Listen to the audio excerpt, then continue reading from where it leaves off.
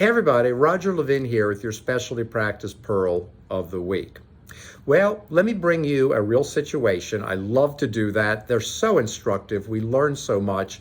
And the real situation, which has happened many times, was that a referring practice, an A-level referring practice, really good referrer, the front desk called the specialty practice to get a patient in and was told they couldn't get in that day.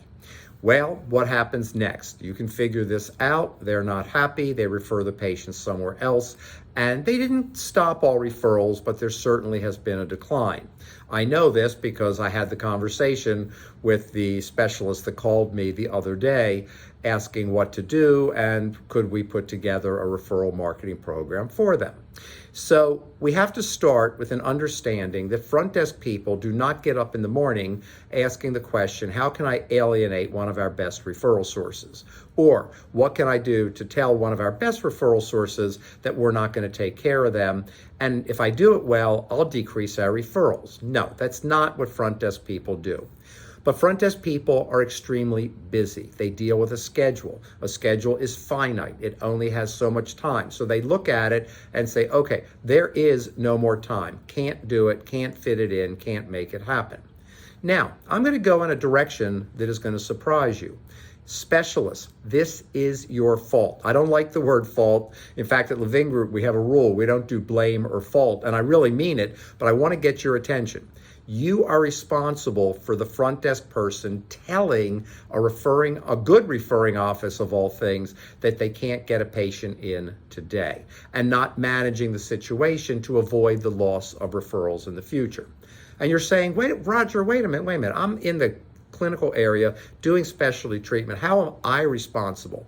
Because you didn't create understanding by your front desk group that good referring offices are different. You need a list at the front desk, your A referring doctors, your B referring doctors, your C's and your D's. Now, when an A practice calls, our rule is take care of it. Do whatever it takes. You should be telling that A all the time. You never have a problem. If you work with us, contact our office. We'll take it from there. But don't violate it. Don't be inconsistent. Don't fall down on that principle. Your Bs, huge potential to grow, huge. We get great growth out of the Bs in our programs. They've been stagnant for years. We put in referral marketing and all of a sudden referrals go up.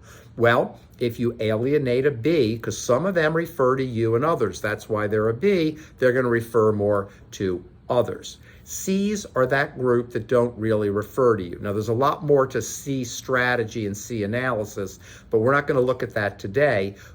If you have real Cs, then you don't have to bend over backwards and wreck your day or your schedule or your life the way some people think. Oh my God, one extra patient, my life is over. It's not. You'll get more referrals. You'll have higher income. Your life is better.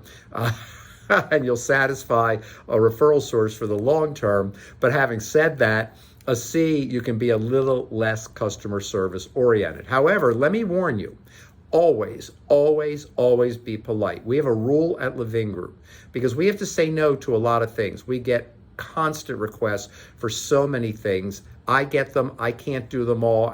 Our group gets them. We can't do them all. Some we don't want to do. They don't fit us. We try to stay in what we do really well.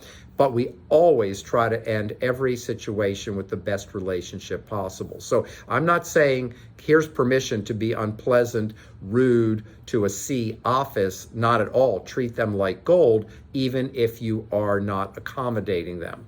And your Ds do not refer to you. So every time you turn off or turn down a D, you are losing an opportunity to bring them on board as a referral source. And again, A, B, C, and D strategy, I could write a book literally, well, maybe 4 chapters on each one because they all have very different demographics, psychographics, and behaviors as to how we strategically approach them in referral marketing.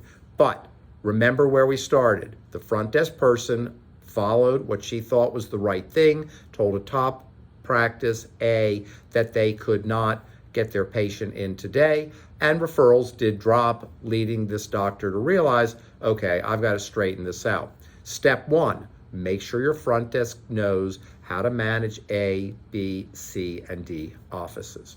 As always, I wish you increased practice production every year and increased referrals, and I'll see you next week.